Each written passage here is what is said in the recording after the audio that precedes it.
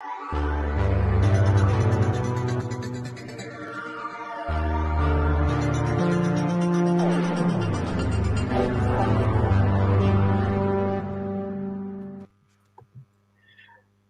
and salutations.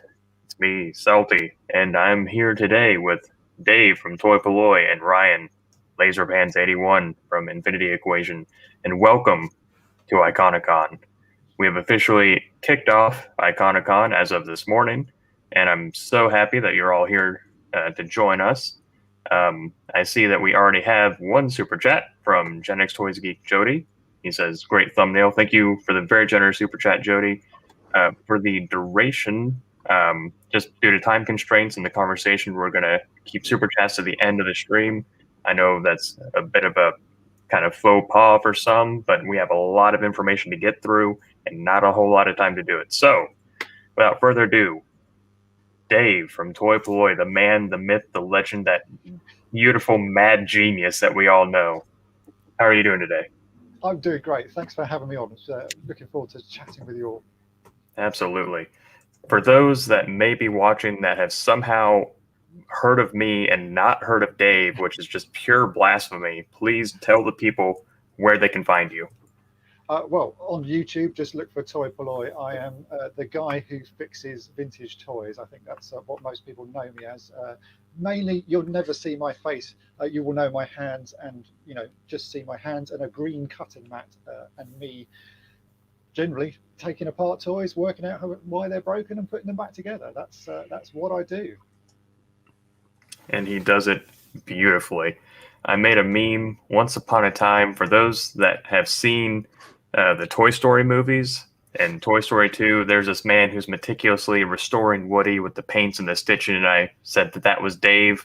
And then in the second panel, I put Sid, and I said that was me because that's kind of what I do. That's just, can't say enough good things about Dave.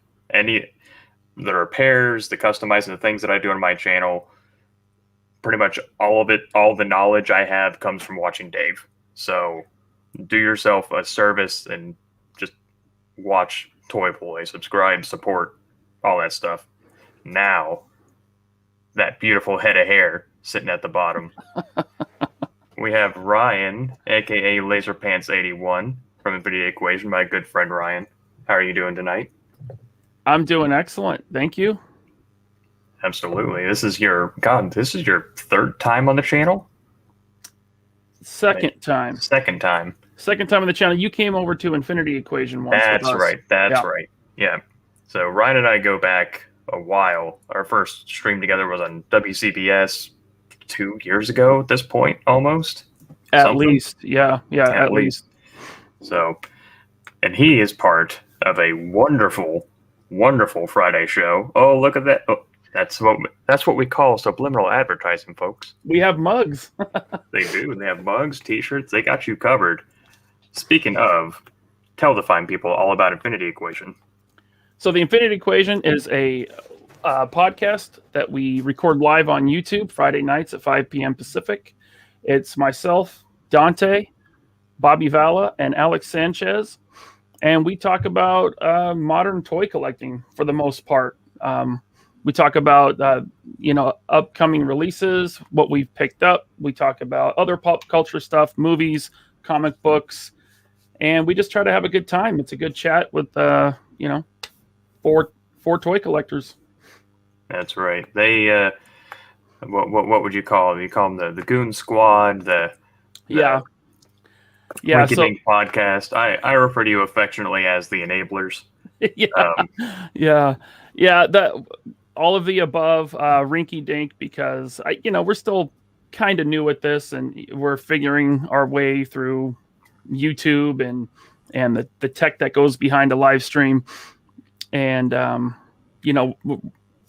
don't want to say we're a hype channel, but we do get excited about some new stuff coming out, and we also get very critical of things that are coming out. We always try to give our honest opinions. That's true.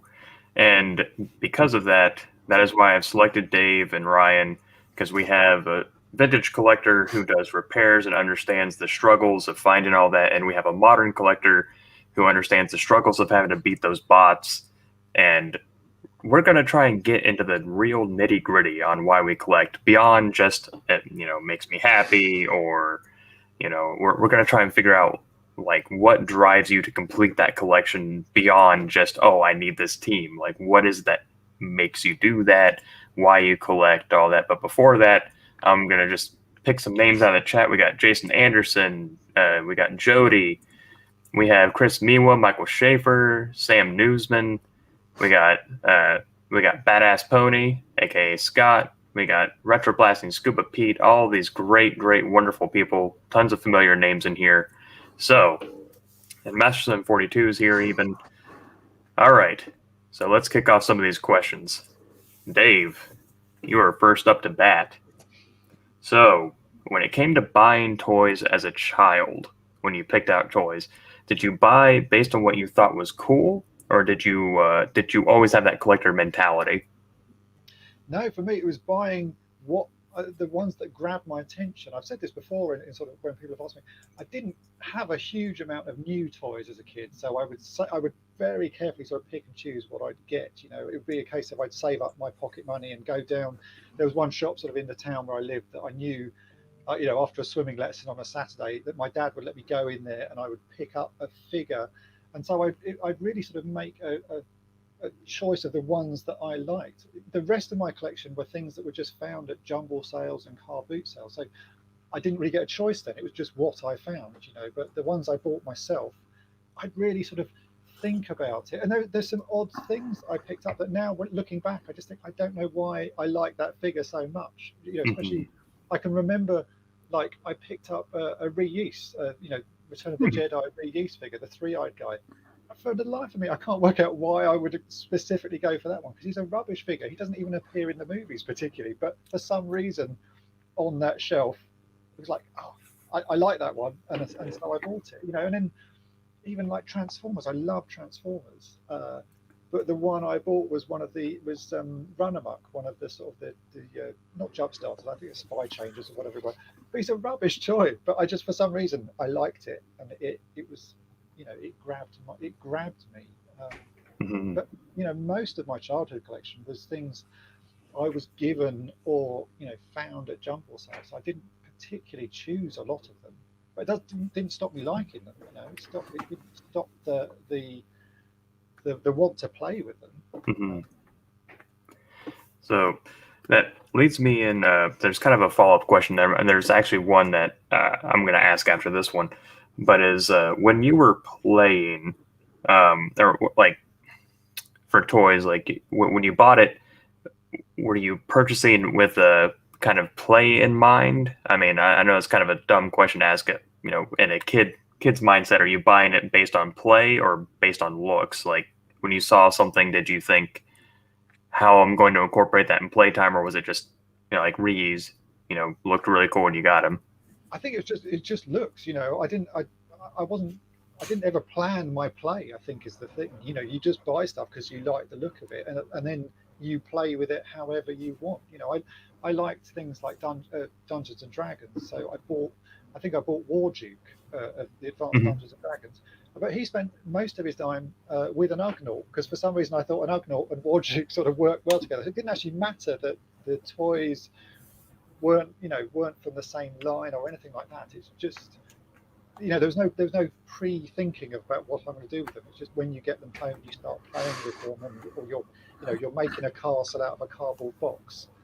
Other things just get brought into it. So the look of the figure would be, or the look of the toy would be what would draw me into it, and then you just play with it with whatever else you had to hand. I don't think there's certainly no pre-thinking about, oh, I'm going to do this with it. It's just, I like it, and then you go and play with it. Right. So, Ryan, I'm assuming you were paying attention. Yes. Go ahead and answer both those questions without me repeating them. I'm just kidding. So, when you picked out toys as a kid, did you base it on looks, or did you always have that kind of collector mentality, like needing to own all the, Visionaries or all the Captain Powers, or? Well, I was born in 81, so I was born, I grew up during a time when our cartoons or entertainment were basically half-hour toy commercials, Super Friends and Transformers and things like that. I never had the inkling to complete a collection. Like, I loved superpowers as a kid. I never thought, okay, I need to buy them all. It would just be occasionally we'd go to the store and I would get to pick out a toy, and I would pick out the one that I liked. And it might not even be something that I knew the IP behind. For instance, you mentioned him, Captain Power. I didn't know who Captain Power was until I saw a YouTube video maybe 3 or 4 years ago about Captain Power, and they went into the show and how the toys were supposed to interact with the show. Didn't know that until I was an adult in my 30s. But I loved that Captain Power action figure as a kid. The gold armor, the helmet, I just thought it was cool. And so I would definitely pick and choose from different lines, just the ones that I liked. Right. It wasn't until I grew up that I wanted to complete a line. Now, kind of brings me back to my original question. You went ahead and answered it for me, but for Dave, you'd mentioned, reuse and all those, and I feel like you and I are kind of cut from the same cloth in a way where I bought a lot of stuff based on how they looked and not knowing the source material. Like a lot of the stuff I was into as a child maybe had a TV show or comic book series, but I'd never seen or watched them. Did you find that to be the case with a lot of your kind of purchases and what you ended up collecting? Is that to me? Sorry. Yes. Yeah. No, it's like, certainly, like, when you're saying about completing lines of figures, a lot of the stuff, figures I'd never heard of. So, until I started collecting them out. So as a kid, yeah, I'd see things and want to buy it, but I don't think you certainly weren't aware that there were so many things in a in a series of things, and it would be odd things that would grab, for me, certainly odd things would grab my attention, and not other things. I like watching He-Man, but I didn't want He-Man or Skeletor. For some reason, I wanted Ram-Man. Like, the most useless character in it. I have no idea why that one particularly grabbed my attention, but it did. And actually, I never got a Ram Man as a kid. I made one out of felt because I didn't have, Right. I don't think I ever saw it in the shops. I never saw it at a jumble sale or something, so I never had the opportunity to buy the figure that I really wanted. So I just made it. I made it out of felt. It wasn't particularly amazing, but I then had something that I could play with. And so the things that influence, or the things that stick in your mind, I don't think you can ever say why that happens. But it wasn't. I was never, certainly as a child, never trying to get everything from a TV series or a cartoon series. It was just, there were things I would want, but that you couldn't have because they were too expensive. So you'd buy the cheapest one. That would be your limit. I love Transformers. I would have loved Megatron. I would have loved Soundwave. I would have loved Optimus Prime. I couldn't afford those, so I bought Hubcap or something like that. It's because he was the one I could afford. It was, but then I'd never seen Hubcap in the cartoon. I just thought he looked quite cool. He looked a bit like Bumblebee. I couldn't buy Bumblebee, so that became my toy. Now, the question I have for both of you, to kind of bring us into the kind of the meat and potatoes of why we're here, the whole collecting part. Was there ever a kind of pause or a break in your collecting from childhood to adulthood, or when did you transition from becoming a kid who bought toys to an adult collector? Well, I can say clearly, I sold pretty much all of my childhood toys when I was 14 or 15, because I got into computers and remote control cars, and I needed the money to buy computers and remote control cars. So I sold everything. I probably kept like 10 figures tops, things that I couldn't get rid of, but everything else went. And then I would say I was sort of early 20s. I got a job up in, doing computery stuff, computer graphics and that, and saw a couple of other people had some figures on their, next to their monitors at work. And it just sort of rekindled my love. And I actually went with some friends to a car boot sale and found an ATST. And I'd Mhm. always wanted an ATST as a kid. I didn't have any of the Star Wars vehicles, but I found an ATST, and it was £5. It was missing pieces, and I bought it, and I bought a Biker Scout at the same thing, and that was the kickstart of my adult collection. That was probably the first thing I bought, um, Mhm. because it was something I'd never had as a child that I'd always wanted. And from there, I'm going to say snowballed. It's probably, not the right term, but it escalated from there. Once I'd got that, it was then I wanted all the other Star Wars figures I'd never had as a child, Mhm. and then I wanted all the Transformers I had as a child, and then all the ones I didn't have, and then from there, a collection like this sort of amasses. But it was certainly, there was a pause between my childhood time because I sold everything, and then my sort of early adult. I think I also had money as well, which helps if you've got money, and the ability to travel around. You start collecting, Mhm. it becomes a lot easier. Right. And you mentioned something that we're going to come back to quickly, but Ryan, when would you say you transitioned from a kid buying toys to play to an adult collector? Well, my transition kind of came at the end of at the end of my childhood, that portion of your childhood where you actively play with toys a lot. I was about 14, and at 14 you're not really playing with toys anymore. But also when I was 14, the Power of the Force 2 line was released. Mhm. And I remember seeing that at the store, and the internet existed, but it wasn't like it is now, of course. But I remember seeing that on the shelf, and it blew my mind. I was like, Star Wars toys are back in stores. Mhm. And so that's when I started collecting to have a collection to collect. And I would buy one to open, one to keep on card.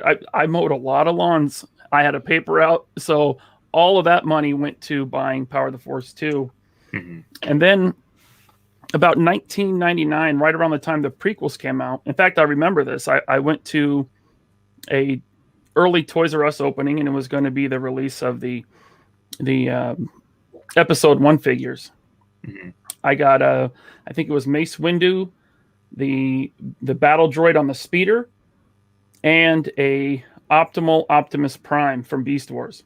Oh, that's a good one. It That figure still holds up in my opinion. But Mhm. I remember bringing them home and I was really excited. I was like, "Oh, this is so cool!" And then something happened, and I started thinking, they're making new Star Wars movies now. This is just the beginning. This is never going to end. And I was 17, and so I thought I made a decision. This is it. I'm not going to keep collecting toys because I'll be collecting toys my whole life. And so I completely stopped. I didn't buy anything until I saw the first Spider-Man Classics figures at KB Toy Oh. Store, Mhm. and that was what pulled me back in. I thought, well, I just want Spider-Man. And so I bought that first Toy Biz Spider-Man Classics figure. It was excellent. It was everything I wanted as a kid, as far as the way you could pose him, because he had all these joints. Like, I don't think any action figure line before that had that much articulation. And so I was really excited about that. And if I have that mentality, you don't just buy one, you see another one. Oh, that'll go good with Spider-Man, and it kind of snowballed from there. Right. As it does, Yeah. as we've all discovered. Um, so, Dave, you'd mentioned uh, that you started buying with an ATSD that you'd never had as a kid, and I find that to be kind of a common thread with a lot of collectors. The chat can either confirm or deny if that's the same for them. But I feel like myself personally, when I had transitioned out of toys and then gotten back into them in my adult years post college with disposable income, I started buying the things that either I loved and lost as a kid through yard sales, whatever, or things I never owned. Um, what do you what's your opinion on, or why do you think that is? Why I need this? I never had it as a kid. Now I can own it when playing isn't the end goal anymore. Yeah, that is a really weird one, but I think it does. Certainly know that the friends I have who collect toys, that is always the thing. It's the the need as a child of something that you didn't get, or that that you missed out on, that you want to sort of get back and just sort of, I don't know, fill that little void in your soul, I suppose, of like, oh God, why did I never have that? Why, especially like with an ATSD, a friend of mine at school had one and sort of didn't really appreciate it, I think. And so I was just like, oh, well, I really want that, but he's got it and he's not making the most of this thing that I really want. And I guess that sort of feeling lived with me all those years, and I still have that feeling now. If I see something or something triggers in my mind, like, God, I remember that, because I had so many odd little toys, rather than one big collection. It was just little bits, as I say, from jumble sales. It would just be something will trigger in my mind, and I'll see it, and it would be that almost instant. It'd be like, oh, now that I've seen it, now that I remember it, little things sort of trickle through my mind about having it or what I would have done with it as a child. It's like, well, I've got to have that again because I really enjoyed it, and it will bring back those sort of pleasant childhood memories of it. But certainly, I think wanting something you can't have as a child obviously ingrains in your psyche for a long time. That that it's like, well, why couldn't I have it? And now you have disposable income, and you have money. It's like, well, I can have it, so I will have it. Just I don't know. It's a strange feeling, but I think a lot of people have it. It's just being denied something and then having the ability to say, right, well, I'm going to have it now, is a very strong emotion and a strong feeling for a lot of people. Right. And just to expound on that a little bit, that was why I really wanted that Spider-Man Classics action figure. I think it was 2001, 2002, maybe. Because I loved the Toy Biz Spider-Man they put out around 89, the one that had the suction cups on his hands. And even though I loved it, I was always a little disappointed because you couldn't pose him like Spider-Man. So in 2001, when that super articulated Spider-Man Classic Spider-Man was sitting on the shelf, it was everything I had wanted as a child. And I like you said, Dave, I had the money. I had to have it. Yep, that's the thing. If you've got the money, what's stopping you? Only, as a child, it'd be your mum or your dad saying, no, can't afford that, or you've already got enough toys. As an adult, when it's your money, it's like, well, there's no one on your shoulder saying no. So it's like, right, fine, I'm just going to have it. It's mine, and I can have that and enjoy it. And that's that I think it has to have some kind of tie to, because it starts with, I want this thing that I never had, right? And then all of a sudden it's, well, now I have the ATSD, I have the Klaatu, I have the, I don't know, the skiff, like I have these things now. And then you start to kind of put more things on there, like, oh, well, now I need this, I need that to kind of go along with it. It becomes almost, I'm not going to say obsessive, but it does become a little bit like, you could almost say it's an addiction sort of thing of like, I've got to have it, and certainly there are some OCD tendencies, I would say, to some collectors. I feel a little bit like that myself sometimes with the way I collect, that certain things have to be right, and they're silly things, like every vehicle. I've got a wall here of Star Wars vehicles, and every Star Wars vehicle has to have the right pilot sitting in it. So I have my collection of Star Wars figures all lined up, but every vehicle has to have the correct pilot in it. I have spare vehicles in the loft, and they all have the right pilot sitting in them, ready, just in case I want to get one out. I know there's the pilot already there. So you have this sort of,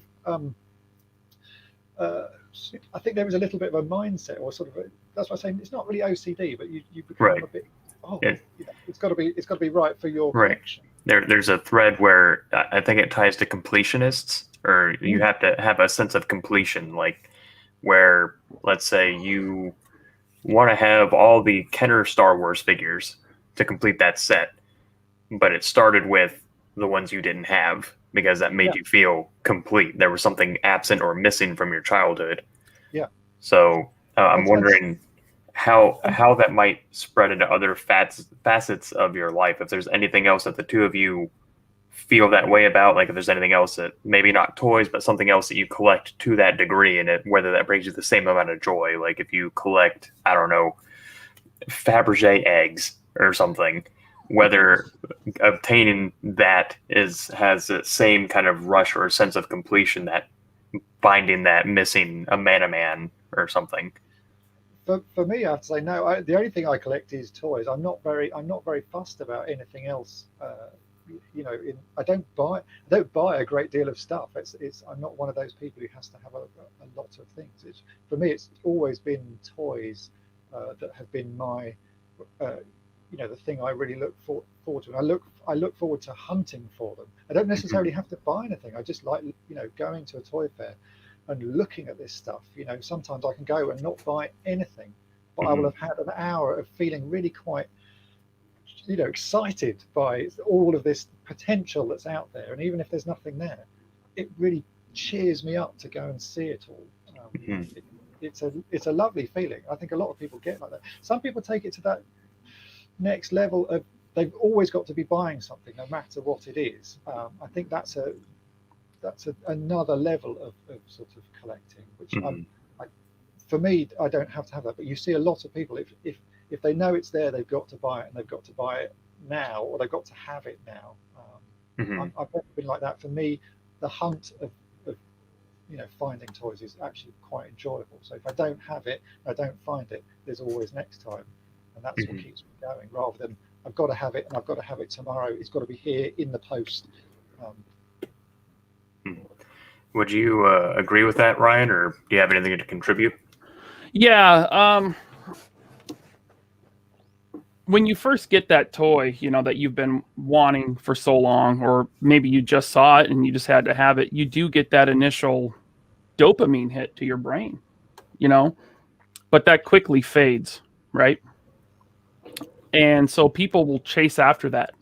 And they might not even know that's what they're chasing, but that is what they're chasing. Right. For me, I buy a lot of toys, and I'm somewhat of a completionist in some things, but once I recognize that, I'm not chasing this toy or this collection, I'm chasing this dopamine hit. It allowed me to have a little more perspective and step back and a lot more self-control. Can you repeat the question again? Because I had something else to add, but my mind went blank. Right. It was basically, to kind of sum it up, was that sense of completion, whether that extended to other parts of your life, right, whether it's only in toy collecting, or if there's like, I don't know, you have a set of dishes that are, 5 plates, 5 cups, and then a cup breaks. Do you have to go replace that cup with something with that, or is it only in toys? Well, I don't really collect anything else besides toys. But I play drums, and it's been a while since I played, but I remember buying cymbals, and I kind of had a mixed match set of cymbals, Zildjian, Sabian, different models from those two companies. But I see, yeah. I had this OCD where I had to have all the tones between the crashes, the hi-hats, the ride. All the tones had to be in the same family. Yeah. And so it was this need, this itch to have that matching set. And so eventually over time I pieced together a set of they're called Sabian hand hammered cymbals. And it was frustrating playing the drums until I had that exact tone. So I think as far as that OCD, that would probably be as much as it extends beyond toy collecting. But even within toy collecting, I'm very organized. Right. I have to have everything in its place. I have to have matching bins. I go after matching totes to store things like dioramas and like my camera equipment and stuff like that. So yeah, it even though toy collecting is at this point really my only hobby outside of like certain sports, that I got that OCD bug, man. So, and we'd kind of touched on it a little bit. Dave actually brought it up. So I wanted to talk about the phases of finding that toy, because modern vintage doesn't matter. We're all familiar with the hunt. And Dave, you mentioned that you just like the hunt. Even if you come home empty-handed, it was a fun time, which I would say I enjoy my time hunting, though I'm a bit happier when I come home, like when I come home with something, Oh, as one would be. But I was wondering if you could describe, because we have the kind of the hype build up, like I'm going out to go look for something, and then we get that instant gratification when we find it, like, oh, I've got, like, for reasons I don't quite understand, other than he's my favorite, I collect Bosk. Like, even if I have probably 5 vintage Bosks, maybe 8, I lost count, just because I buy them when I see them. But we get that instant gratification, that dopamine hit, Ryan, that you talked about, and then we have the come down. Like, I know sometimes I get home, I get something, I got it, I have it. Now what? Yeah, you certainly have. There are highs and lows of it. I quite often have buyer's remorse, I suppose, is what they would call it. Is that you go to I go to a fair or something. I went to one a few weeks back, and I bought a fair amount of stuff actually, and then one of the stall holders had been very kindly. It's like a friend of mine. He'd been chucking any broken toy he couldn't sell into this box, and he gave me this massive box of stuff. And when I got it, it was like, oh wow, this is really, it's really exciting. It was, and then I got home with this box, and it almost feels overwhelming. It's like, there's just too much. There's too much here, and actually, I end up just putting it somewhere else and leaving it for a few days before I look at it again, because it almost brings me down. It's like, oh god, there's so much in there, I can't look at it. Even though when I actually get to look at it, it's really exciting, and there's lots of useful things in there that I can play with and work out and fix and that.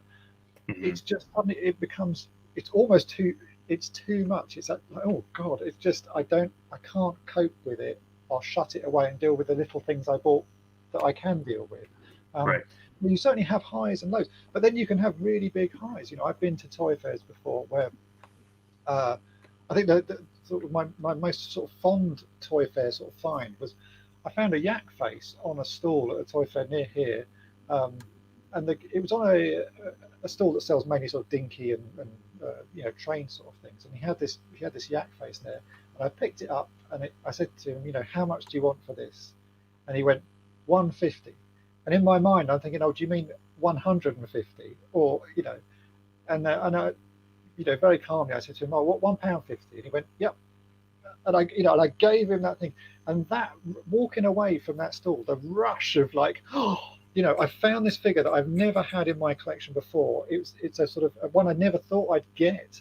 But that rush of like, oh my, it was such a sort of big feeling of like, oh my god, I found this thing, and that lasts. Even thinking back to it now, it's like, god, that was an amazing find, and the feeling really sort of lives on. So there's ups and downs emotion wise with these things, and I think like you say, well, sometimes when you buy new toys, so I think that's why I've stopped buying new toys. I know, Ryan, you buy, that's what you predominantly buy, but I bought new toys and I've opened them and they've been broken straight out of the packet. And to me, it's like, I spent this much money and this thing is broken. And that feeling, I've probably done that, actually with a lot of modern Transformers stuff from the movies and that. I bought a load of those. And the amount of times I got them open and they were broken, it's just stopped me buying new toys, because I don't like that feeling. I'd rather buy an old toy that, even if it is broken, I know I can fix it, than buying something brand new that should be perfect out the packet and have that sort of come down of like, oh god, this is broken, I've got to go and take it back, or the hassle with it. So I just stopped buying it because it keeps bringing me down. So yeah, certainly highs and lows. What would you say to that, Ryan? Can you repeat the question again? Oh my goodness. You're getting attention, bud. I'll stop waffling. That might help. No, that's okay. Dave, don't, because I enjoy listening to you. It's the accent. Yeah. It's- we're all suckers for it across the pond. I think a lot of people refer to me as Bob Ross of toy fixing, so I Mhm. may be sending people to sleep, so that could be the issue. So I wanted you to describe, kind of talk about like the hype buildup where, let's say for us collecting a modern, it's I don't know, store exclusive or something's up on pre-order or Mhm. the DCPI says that this Target has whatever and you're all hyped up to get it. You find it on the shelf, you've got it, you buy it, and then there's the come down. There's the Yeah. now what do I do kind of thing. Like what you're chasing that next dragon, so to speak. Well, even though I'm a modern collector, some of the things I collect at this point could be considered vintage. Because I mean, there's 20 years now of toys that I like to collect. The more Mhm. articulated, adult focused Mhm. toy. So,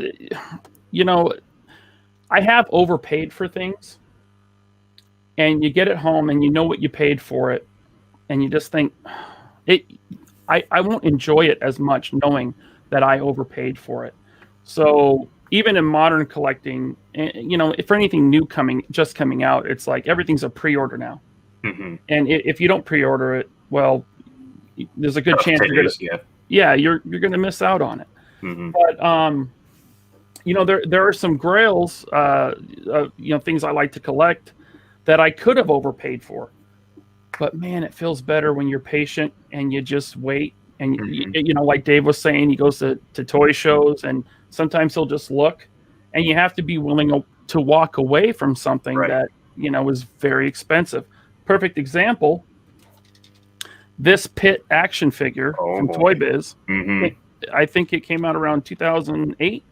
Something like 2007 or 8. Yeah, that was Yeah. the Legends, but it was when they were doing Legends when it wasn't Marvel characters, right? It was like when they did Judge Dredd and all those. Yeah, so basically Toy Biz had lost the license to Hasbro. Mhm. But they kind of continued the Marvel Legends line with independent comic book characters, like you said, Judge Dredd, Pit. I could have easily paid $300 or $400 for this, Mhm. but in this instance, I was patient, and I was going to toy shows, and I was just looking. I walked away from many of them, and then one day I go to a toy show, and a friend who had I don't think he had a table, but he was there. He had this Pit that he wanted to sell. Mhm. And he was my friend, so he gave me a great price. And the fact that I got a good price on it, and I didn't impulse buy him for hundreds and hundreds of dollars, I appreciate this a lot more now. I don't look at it on the shelf and think, oh, I paid $400 for that thing. You know what I mean? Mhm. So that to me is better than just obtaining something that I want regardless of the price. Right. Yeah.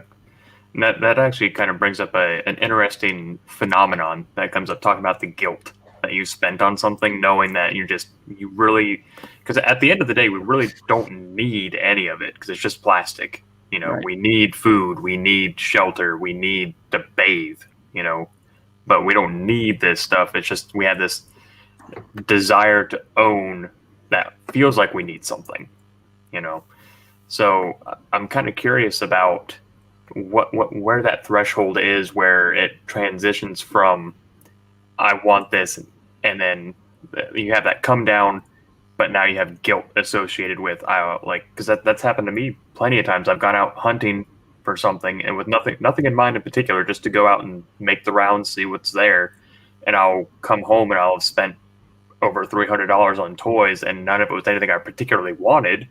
It was stuff that I was like, oh yeah, I kind of want that, and then I get home and I just kind of look at all of it and I'm like, that's way too much. I spent way too much today. So I didn't know if you had kind of similar situations or how frequently that happens as opposed to that dopamine, yes, I got it, it's mine, on to the next dragon. I'll let Ryan ask. Sure. Yeah, and like I said earlier, that's something that I've recognized and gotten better over the years at controlling. I'm much less of an impulse buyer now than I used to be. The threshold for the guilt, at this point, it's anything over retail. I just Mhm. won't do it. It's a rule I've set for myself. I just will not do it. Perfect example. The modern GI Joe classified line. Mhm. Good luck finding anything at Target, right? Right. And so, I just go without it, and I'm fine with that now. You Mhm. know what I mean? I don't need to have something so bad that I will pay an unreasonable, ridiculous amount. So it's not really something I'm struggling with anymore or dealing with, because if it's more than retail, I just don't buy it. Mhm.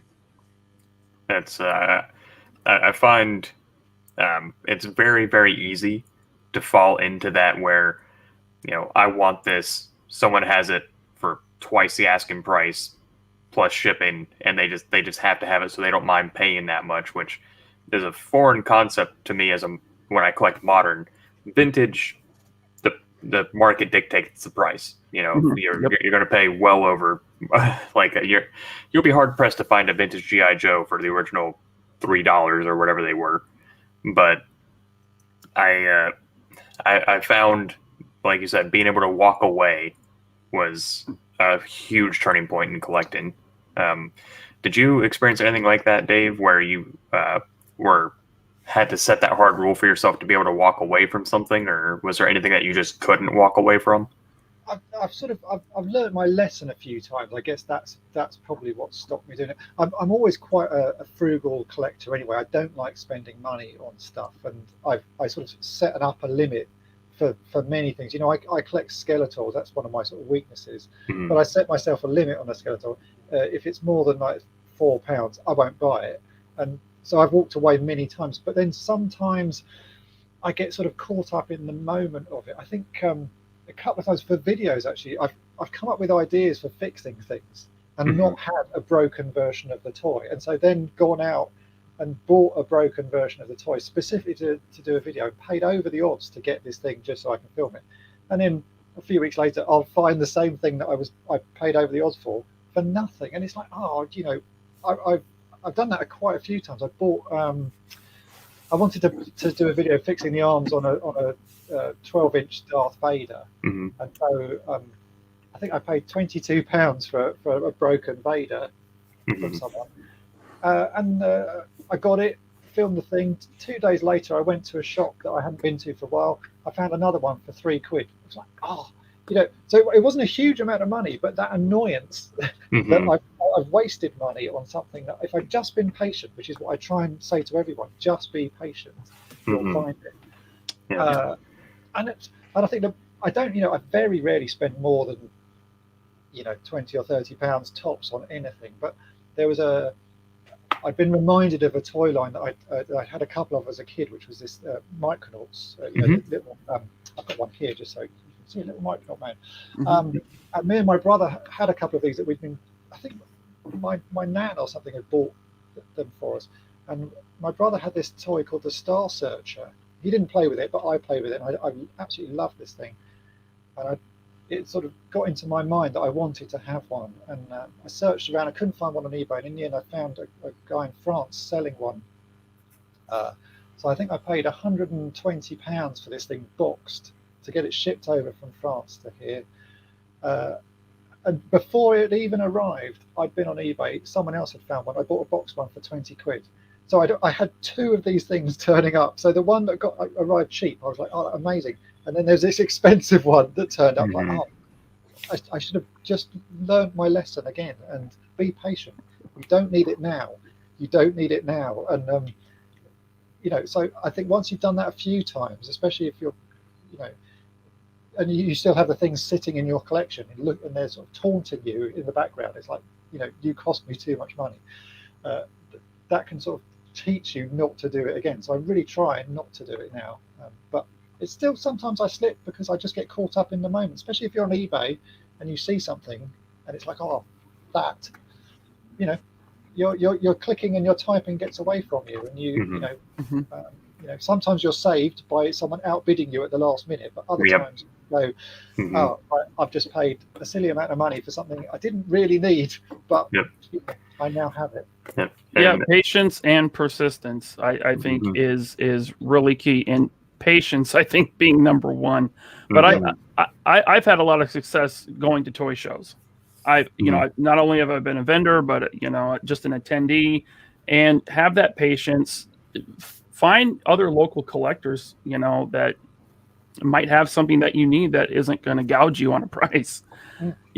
Especially if you're a vintage toy collector like Dave. I mean, toy shows are a great way to find things at a reasonable price. There's always going to be the guys that are in there just to make a buck, and you'll go to their table and you'll see everything priced at eBay prices or higher. Go past them. And just have that persistence. Research the local toy shows in your area and go to. They're fun, and you'll probably find what you're looking for eventually, and for a lot less than you're going to pay on eBay. And that's speaking of eBay, that was my walk away moment. That was my kind of learning experience, and how I deal with eBay now. I know the maximum I'm willing to pay for a vintage toy, and that's my first bid, is the maximum I'm willing to pay. And if it goes beyond that, then I just ignore it. And that's to be honest, that's how I get most of my stuff now. If I don't go to toy fairs, I do a sort of scattergun thing on eBay. I'll think of, there'll be something I'll particularly after, and I'll bid my maximum on, a selection of people selling it. And chances are most weeks I won't win anything, but it's just that one time in, a month that you'll win that thing for the price that you're wanting to pay for it, that you want to pay. And you'll think, oh, brilliant, I've done it, But it is a patience thing. It's not getting caught up in the moment of, I've got to have it now. Just sort of think of it as a long-term project, and it will happen. A lot of the time it doesn't. Though I've still got, like everyone has toy grails that they want, things that they want to add to their collection. I've got a list of things that I want to add to my collection, but I have a price in my head of what I think they're worth, and I'll wait. It's not going to. Nothing's going to hurt me if I don't have this thing. I will still, and chances are when I've got it, I then replace that with something else I've got to have. So, the longer I don't have it, the better. Right.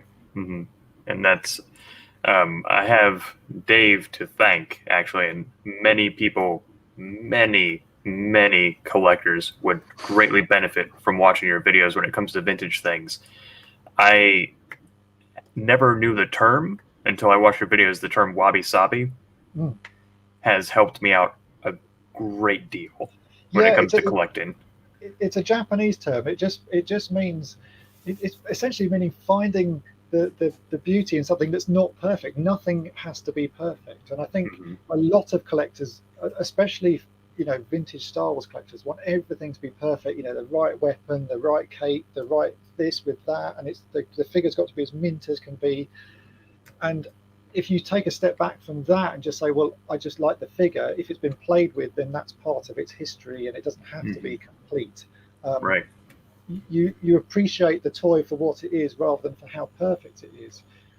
You can build up a lovely collection that looks great, but it's got a history to it, and you're not obsessing about the mintiness of it and how, that this is the right weapon that came from the right factory with the, I think some people get very drawn into that.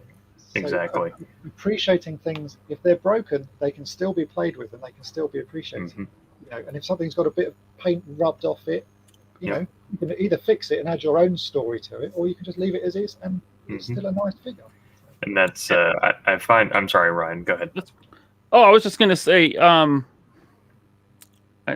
lost it. Well, but I mean, sometimes the hunt is the best part of the hobby. It's not necessarily obtaining something. A material possession. It'll bring you that dopamine hit, but it won't bring you that like lasting happiness, right? So have fun with the hobby, not necessarily just in having things. I mean, my favorite part of the hobby right now is having a podcast where we get to talk about this stuff. It's the people. Yeah. No, definitely. I have toys in my collection that are pretty worthless, but actually it's if someone has given me that thing, that is why I like it. Not necessarily the value of it or anything. It's just that it's something. It has a memory to me of the person who's given it to me. And actually, I would say that's the reason for some of my other collection. When we're sort of going back right to the start about why you buy certain figures, some of them are to recreate those memories of that person. I certainly have things here that remind me of times in my childhood or people in my childhood, like the Micronauts. I remember it was my nan who bought me and my brother these things. So it's not. When I look at them, it's like I remember my nan from that. They have another story apart from the action figures that they are. It's why you've got them and why you have them. Like until a few years ago, I didn't collect Action Man. I had loads as a child. And sold them all off. And then a friend of mine gave me 2 Action Men. And as soon as I had them, it brought back all of those memories of playing with them and getting Christmas presents from my mum and dad of certain things. And so those, it started a whole new collection, just being given these 2 figures and holding them again. And then remembering certain outfits I had with them for certain times, or certain people giving me outfits. So that's that's part of it as well, is the stories that go with them, your own stories, not just where you found them and what you bought. It's the surrounding story. Right. And that's I think that kind of at its core for me, that's part of it, is all the memories. It's that spark of imagination that we seem to lose as we get older. And it just, because I find, especially collecting something modern, I'll buy something I've never heard of and know nothing about because of the way it looks. And I have this play scenario that just runs through my head when I see it. And then I get home and then I feel stupid trying to act it out, but that's not the point. Stupid. Never feel stupid with toys and playing with toys at any age. I say that's what they're there for. And at any age you can play with toys. That's the point of them. And I know I'd said that we would wait till the end for Super Chats. I just wanted to get this from Wicked Person before it disappears completely. He wanted to say how cool it was seeing Dave talking away on screen after using his channel to fix his broken Vader toys that he'd bought. So, that's cool. Some praise there for Dave. I always like hearing from people who fix toys, and I get lots of people who send me pictures of stuff that they've repaired using my techniques. I always love that because it just shows that it's working, that people are taking on board, how to fix them and enjoying, as I say, broken stuff, the Wabi-Sabi stuff. You can enjoy it, even if it's not perfect. You can fix it. You've added your own story to it. Exactly. And that's another way that Toy Polloi has helped me as a collector for vintage, is that because I already liked kind of broken toys or ones that didn't look quite perfect because they had an intrinsic story to them. Someone loved that toy and played with it. Now, if I find, I don't know, let's say a broken Visionary or something, through Toy Polloi, I can just fix it. And it doesn't matter to me that it's not 100% original. It doesn't have to look fresh off the card per se. But if it's a broken thumb, a broken crotch, or a chewed up hand or whatever, that's part of its story. And that makes it not just a Visionary, but now it's my Visionary. Yeah. I wanted to ask Ryan a question, actually, because you collect modern stuff. When you're picking, if you're in a shop picking up modern stuff, do you go through multiple figures trying to find the one that looks the best in the packet? Because every figure has different paint applications and different, there'll be flaws in whatever. There's no such thing as a perfect figure. So do you spend time looking at each one to find the one that is the most perfect on the packet before you buy it? If on the off chance there is multiples, absolutely. But that's a rare occurrence nowadays in modern collecting. I rarely have that opportunity to see more than one of anything on the shelf. So really, it's just a case of you grab it, it's there, you'll grab it. Even if it's got a bad paint scheme, you would grab it anyway just to have it. Unless it's just atrociously bad, yeah, I'll grab it. Yeah, and I mean, as far as going into a shop for the things I collect, it would be either Black Series or Marvel Legends. I rarely see one that's super bad that I wouldn't buy. But there has been times. I mean, there was a Luke Skywalker with his eye printed on his forehead. so something like that, I would leave that. Yeah. I find myself. it's just interesting because you see a lot of people, really hunting down the most perfect, item they possibly can. And I just, I've never bothered worrying. Even if I do buy modern toys, I'll grab the first one off the shelf. The first one off the shelf, and it's like, oh, that'll do. I don't bother particularly checking them. So it's just interesting to hear, obviously the rarity of modern toys seems to stop that, but certainly. Yeah, I mean, being that I like to do photography, toy photography when I can. It's rare these days because of life, but I do want a more perfect paint scheme or sculpt. So yeah, I find myself, if I had seen the eye printed on the forehead, I would have picked it up on principle alone.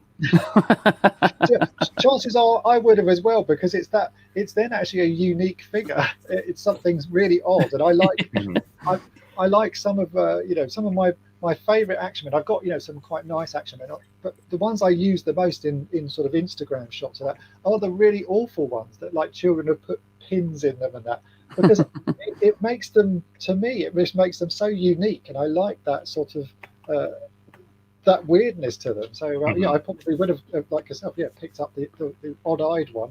Yeah, that makes me think of something Bobby Vallis said a few weeks ago. Someone asked him if he wanted the clean Steel Brigade cards that you would get with your mail away Steel Brigade, and he said, no, I want the ones filled out by a kid.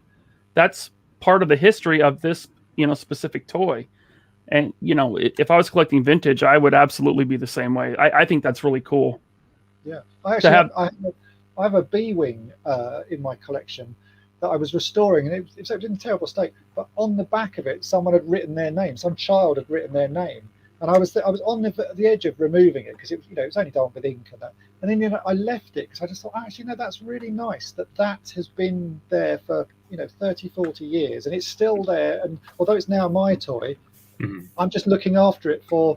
I can't remember the name of it, but I'm just looking after it for whoever it was who had this. And I actually did someone gave me a copy of the Star Wars novel, and a child had written their name and the first line of their address in the front of the book. And I tracked them down and gave them back their book because and it was he was so chuffed to see this thing again after however many years. He's now got this childhood thing back in his collection. When I still had, when I still had my vintage Star Wars toys, I had a Stormtrooper Luke, and as a kid, it had already yellowed because this is probably late 80s, early 90s. It was already yellowed, and so as a kid, I took the bottle of whiteout, and I painted that thing white, and of course over time immediately the whiteout gets gummy and gross, and as an adult I thought, I got to remove this stuff, and then I stopped myself and said, no, this is a snapshot of a moment in time in my childhood. I'm keeping it like this. And so stuff like that I find really charming. If I was still collecting vintage, finding stuff like that would be way cooler than finding a super mint, vintage Kenner action figure with tight joints and perfect paint and all that. Yeah.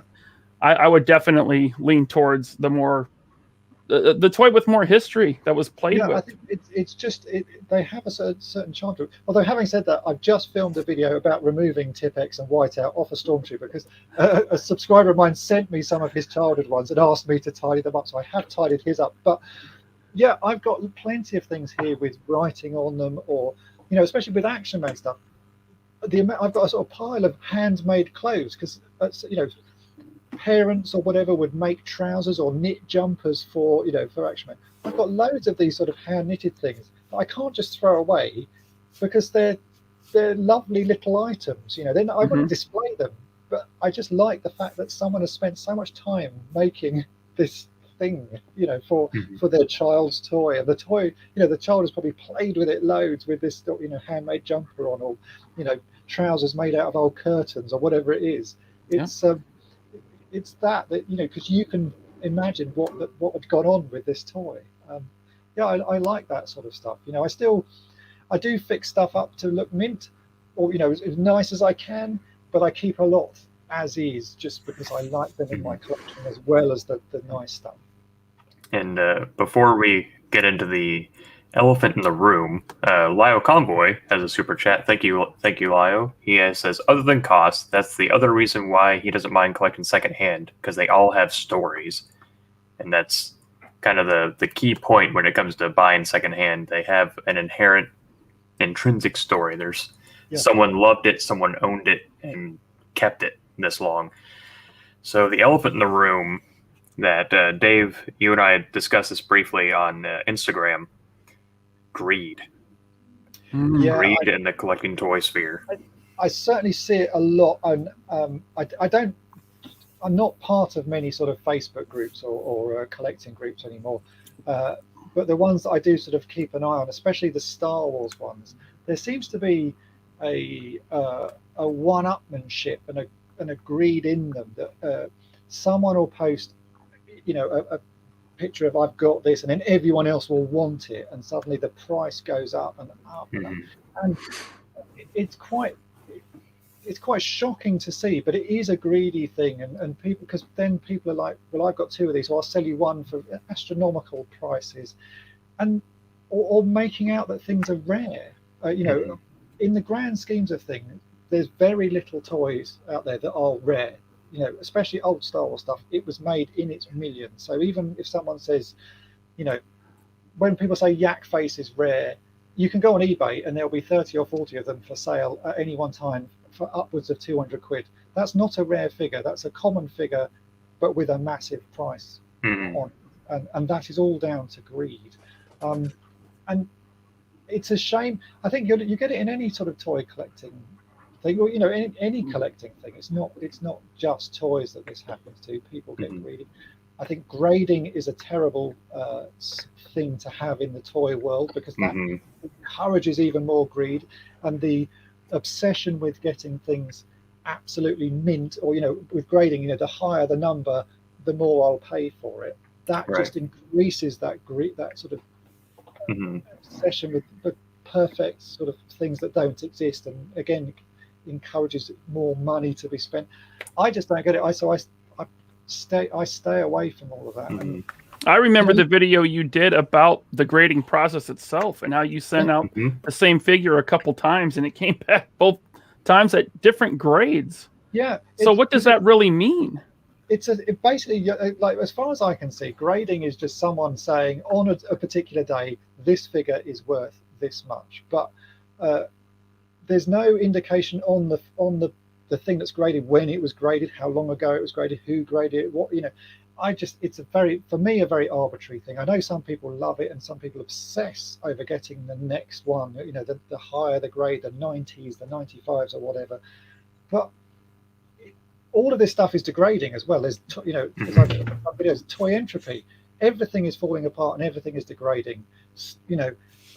He-Man, the legs will fall off He-Man because the rubber is degrading. Star Wars figures, the plastic is degrading. None of this stuff is going to last forever. So enjoy it for the now, not for the money, is my sort of attitude. Enjoy it. But the greed and the obsession with the most perfect thing is encouraging the reproduction toy market, and that is feeding that, and then that makes more people unhappy. And so where there's money involved, it gets a bit, people get angry. Yep. The thing I say about repro, because repro is not a dirty word on this channel. I'm all about repro. I'm all about knockoffs and bootlegs. I feel the people who get mad about repro, or they're very staunchly, that devalues my collection or something. So I can only be happy if I can afford it. I can only enjoy my collection if I spent, it circles back to that whole guilt thing. Like you mentioned, Yak Face. To me, Yak Face is never worth $200. He's worth $5 to me, because I don't care about Yak Face, and I would feel a guilt in the pit of my stomach if I spent that much on a Yak Face. So I'll buy a bootleg if I need it for that. If I need that character, like Yak Face, I'll get a bootleg. I'll go to Smith Lord Creations and get one of theirs. do they want toy collecting to only be for the super wealthy? Evidently. I mean, if you're to start at zero now and try to collect the Star Wars vintage Kenner line, you have to be super wealthy, to collect those at the prices I see stuff going for now, hundreds of dollars for a little blaster accessory. Yeah, that's the bit I don't understand. Is the like when I've chatted with people who are staunchly anti-repro, it's all about. It really does boil down to the money and that, and then they get cross if you have something, or angry if they've got something repro in their collection, or something's not quite perfect.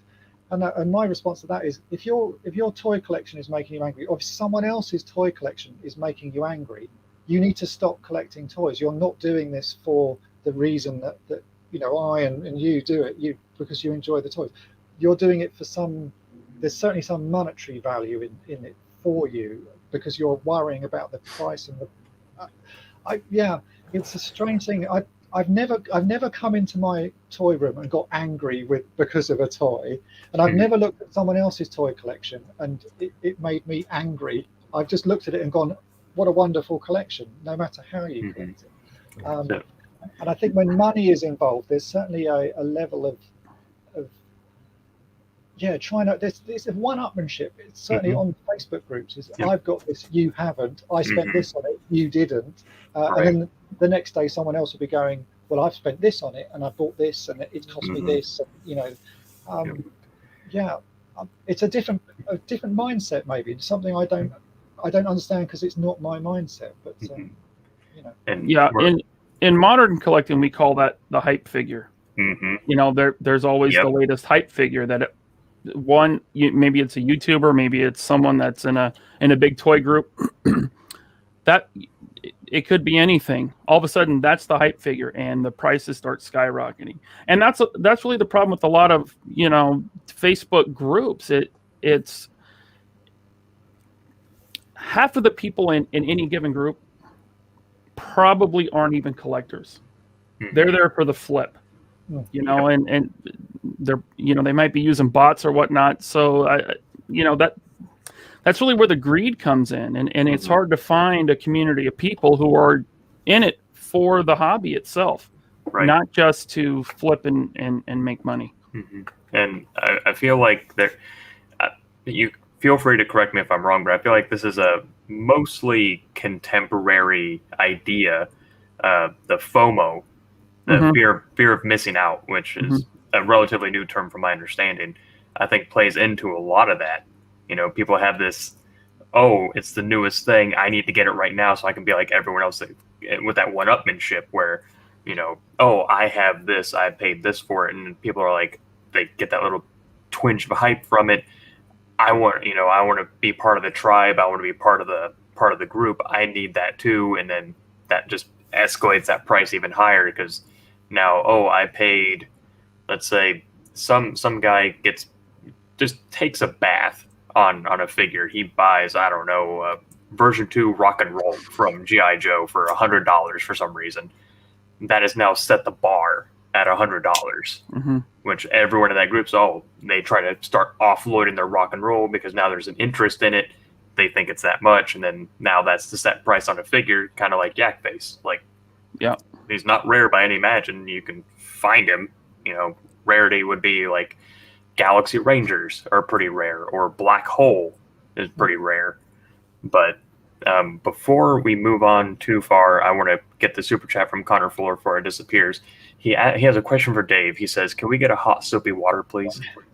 Hot soapy water. There you go. There it is. Nice. I'm a big fan of fiddly bits myself. Bits. I have. If on my wall behind me here, I have a selection of badges that I've given out to people over the years, and they all have my famous sayings on them. So I think I do have hot soapy water somewhere, and Wabi-Sabi and fiddly bits. So many people have those. I give them out to people if I see them, or if they help me out in projects. So there are some in the world. Hey, Sal. Maybe they'll be collectible someday. I hope so. What's up, Brian? I just want to back up a little bit to something you said about people have this desire to have the hype figure or overspend on something to feel a part of a Facebook group or community. And keep perspective. If you have to overspend or buy something that you cannot afford to be a part of a group, that's not a group you want to be a part of. Exactly. Yeah, I do sometimes worry with the videos I do because my collection is weird and wonderful, and I do videos on all sorts of things. And sometimes I'll do a video on a rare toy, and I worry that it's going to, people will see it and go, "Oh, I've got to have this one," and it is a rare toy, and I don't want to sort of influence people to sort of go down that route. Really, what I'm trying to do is just show toys and show my enthusiasm for them, not trying to get people to, be suckered into spending lots of money on stuff. So I do worry sometimes that I may be causing some of this hype in the vintage world. Certainly, I know I have a feeling I might have caused a bit of a problem with Fisher Price Adventure people over the years that I've done my channel. Right from the start of doing Toy Polloi, I showed Fisher Price Adventure people how cool they were, and at the time I was picking them up for like £1 each or something like that because no one was collecting. There's one just appeared, yeah, exactly. And now it seems that a lot of people who were collecting vintage Star Wars have now started collecting those, and they're really bumping the prices up on this stuff and trying to sell them for silly money, and they're not worth it. I don't. So I'm not sure if I caused that by showcasing all these toys and getting people to remember them, but I sort of feel I possibly am. It's my fault in some way that I caused this issue. But still, they're not worth it. If people are paying, lots of money for Fisher Price Adventure people, they're not worth it. You can get them for next to nothing. They're always there. There are millions of them, and they're easy to find. Don't spend money on them. Quickly, because we're, I don't know, kind of last 15 minutes here. Your Muslim uncle sends a super chat. Assalamu alaikum. Your Muslim uncle. He says, "I have a GoBot since childhood that an inconsistency in the paint kept another kid from stealing it." And that's, that's Wabi-Sabi at work right there. Exactly, and it's kept it in your collection all this time, and you still remember that story about it from your childhood. So the mismatched paint is, part of its history. Mm-hmm. Lyle Convoy has a joke. He says, "I've walked into my toy room and gotten angry. Both the Universe 2.0 Cheetor and the Beast Machine Supreme Cheetor would be why." And I know what he's talking about. And I think, okay, so we're caught up on that. But yeah, talking about the kind of the FOMO and the greed and all that, that if you feel the pressure to spend more money than you can really spend or feel comfortable spending, or it's, way beyond what's reasonable, to walk away. Yeah. Don't walk away from collecting, do what makes you happy, but you should never, ever feel pressure to spend that much on that tiny piece of plastic. It won't bring you the happiness that you might think it will. It really won't. Like I said, I've done it a few times. I've overpaid for something modern and new, and it's always a sore spot on the shelf. You see that and you're like, oh man, I paid what for that? It's not worth it. I mean, it's better just to go without having it. Mm-hmm. And I think eventually you'll be like, yeah, I never got that. And I didn't overpay for it either. I think you'll feel better about that than overpaying for it and having it. Mm-hmm. There seems to be, in some groups, a almost peer pressure, like being back in the playground, where it's like the certain popular boys have got this, so you've got to follow on. And it feels a little bit like that in some of the forums and Facebook groups, where there are a core group of people who appear to have everything, and then there are other people who feel that pressure that because this core group has got this, that they've got to have it. And I think it is peer pressure, or that some people aren't confident in themselves and their own collections to do what they want, and so are following this sort of group who are leading them. And especially on Facebook groups, they then become an echo chamber because they kick out anyone who doesn't agree with their principles and their way of collecting. Yeah. And so the people who join then feel that they've got to get in with this way of collecting, and it just gets worse and worse and worse. And that's, I think, that's when you can see people getting getting angry in collecting because they're not doing it my way. You know, this is my forum, this is my rules. You've got to do it my way. Yeah, And it becomes tribal. Definitely.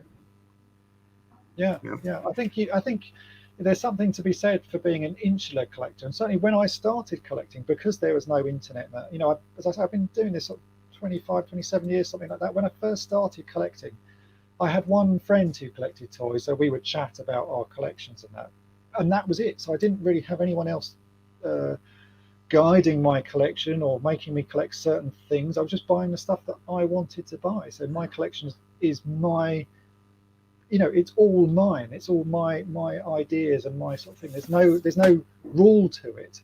Whereas I think if you're collecting now, certainly if you join these groups, almost immediately there's a set of rules put in place of like, you've got to do it like this, and you can only have this, and you've got that, and that's wrong. You can't put a modern figure with a vintage figure. You know, it becomes all rule based, and it shouldn't be. It's about your enjoyment from it. Mm-hmm. Yeah, I definitely agree with that. I can't comprehend this whole "I collect this way, so you shall too" kind of thing, and it seems like I know there's the old saying, you know, he who has the most toys wins or something like that, but it's like he who dies with the most toys still dies. Yeah, like because like we kind of established at the end of the day, they're still just bits of plastic. You know, they're not, you know, you can't feed your family with a He-Man, you know.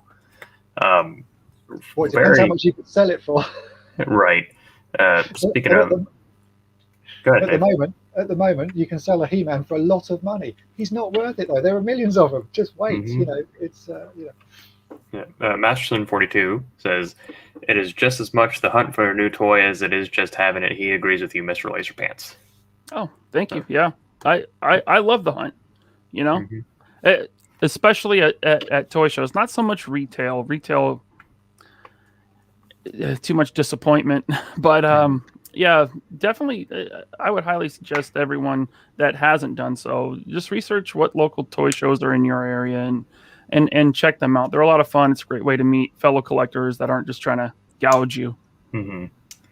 Now, there's something, kind of I guess the last elephant in the room, something that no one ever really wants to think about, because as we kind of established, it is an addiction. You know, you have the adrenaline rush, the desire, the want, and then you have the come down.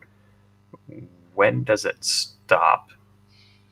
Like, is it always, do you think it's an outside force, like, oh, I've, you know, put myself into 20 grand worth of credit card debt and now I can't get out and now I have to stop? Or is it a, you know, we intrinsically just keep looking for that new thing? Like, we talked a little bit off air, and Dave, you'd mentioned how you find yourself buying things you don't really like, hadn't had any interest in, just because you need something else to collect now. Do you think that that's part of it, or is it just the, you know, I guess the sum of all things? Is it the hunt mixed with that rush that we just, okay, I'm done collecting Star Wars. I finished my goal. Guess I'll do He-Man now. Like, Certainly that does happen for me. I go down little rabbit holes of collecting for no particular reason. Something will just start me off.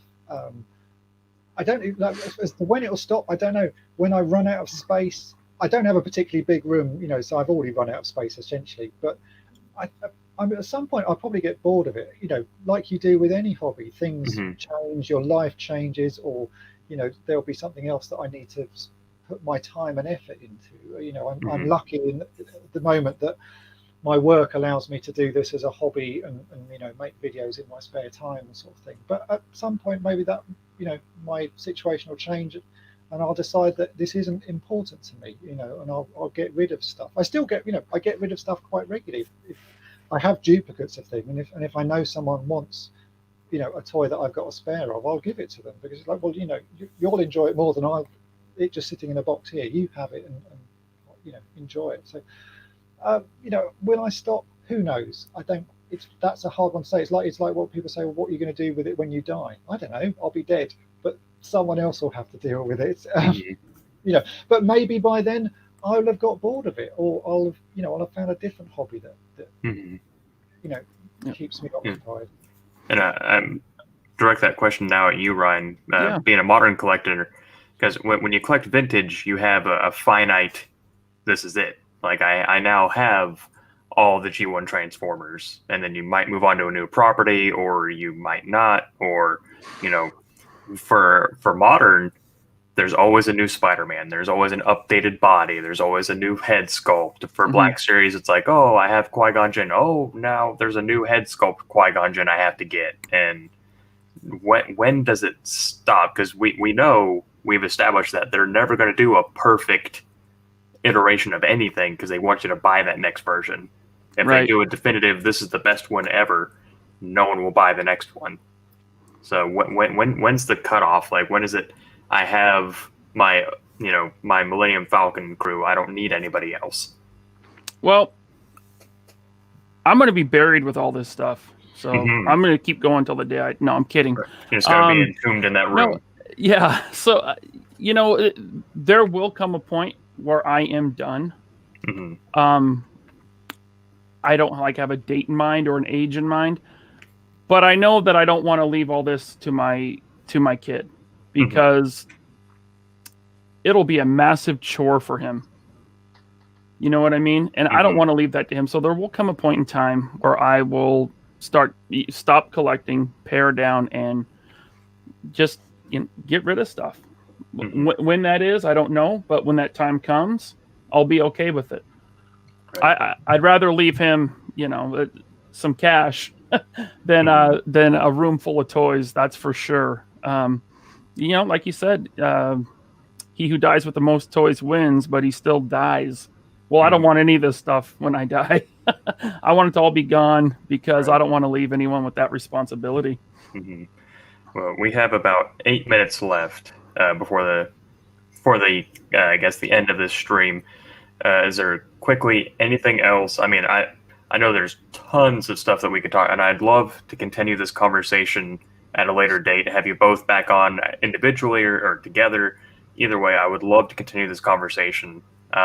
But is there anything immediate right now that you think we need to cover before we tell the people goodbye? I think we've covered an awful lot in our hour and a half. So possibly not. The next questions will get even deeper and have even longer answers. Yeah. And that's, go ahead, Ryan. But I would just say collect within your means. Make sure it's fun. Make sure it is a hobby and not a chore or a strain on your finances or on your family. Keep it in perspective. If it's not enjoyable, if it's not enjoyable or affordable, I think it would be time to leave it behind and be okay with that. Yeah, and also collect for yourself, not for other people. I think that's another thing that is key.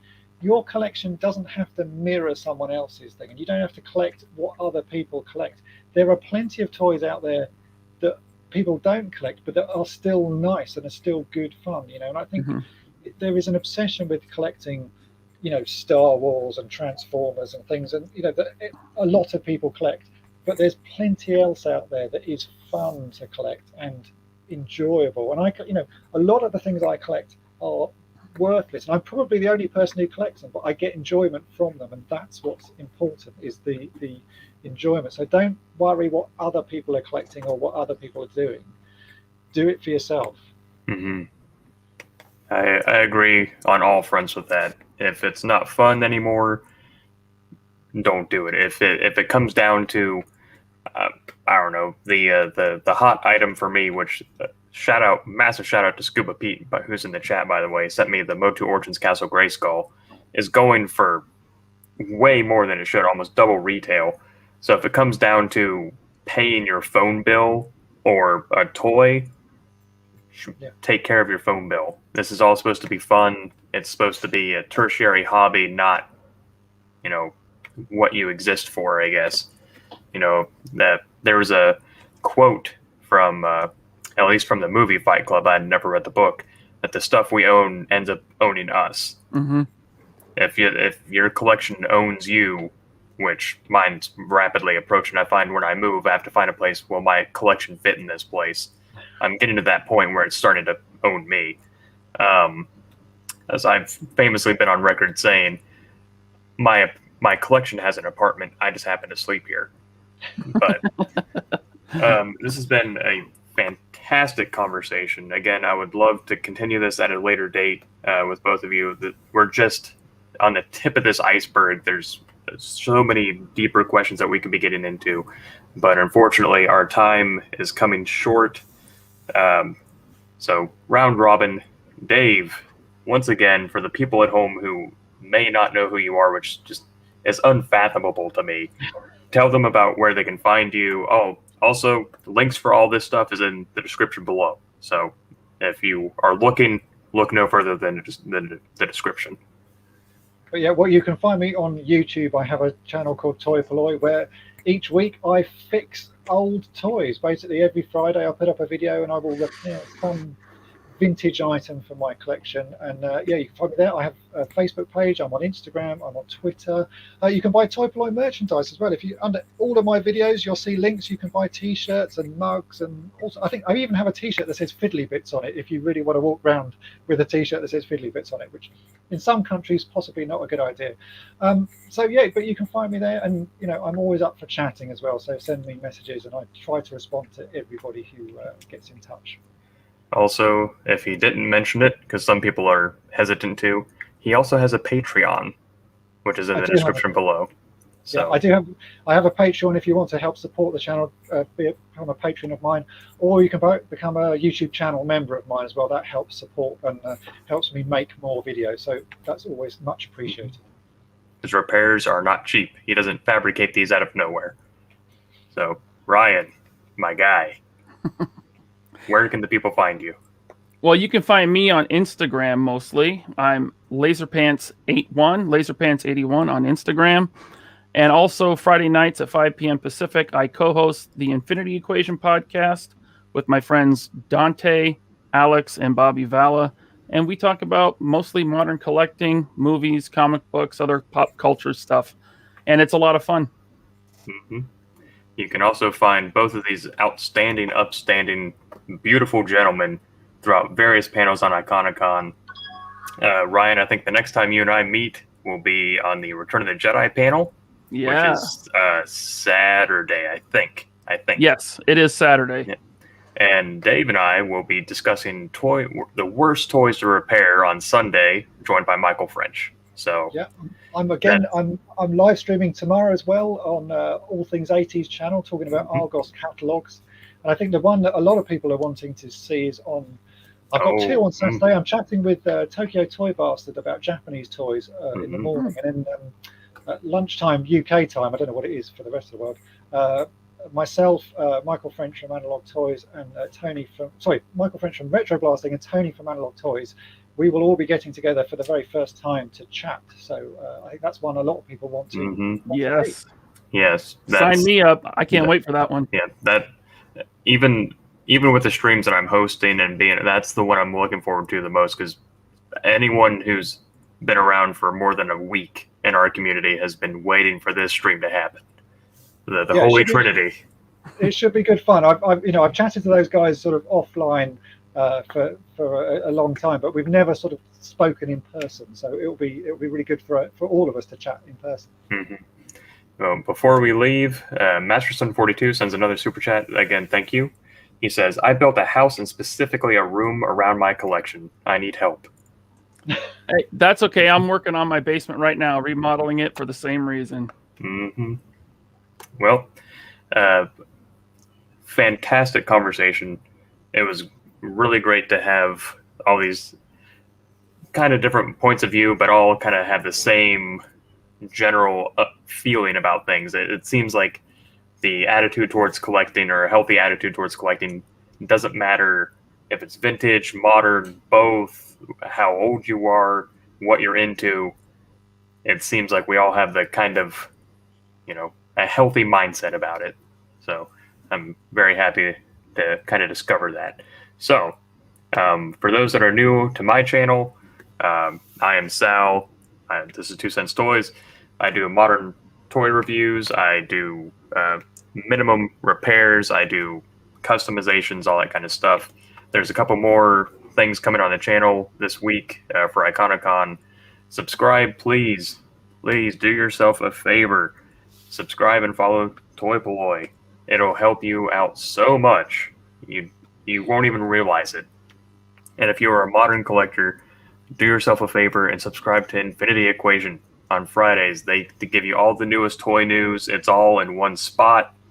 I can't tell you how many times it's helped me out. Like, I didn't even know something was available or it was even a concept. And they're like, oh, yeah, it's up for pre-order. And I would have completely missed the boat. So I thank everyone for stopping by. Thank you, Dave. Thank you, Ryan, so much for this conversation. And I will see everyone later on.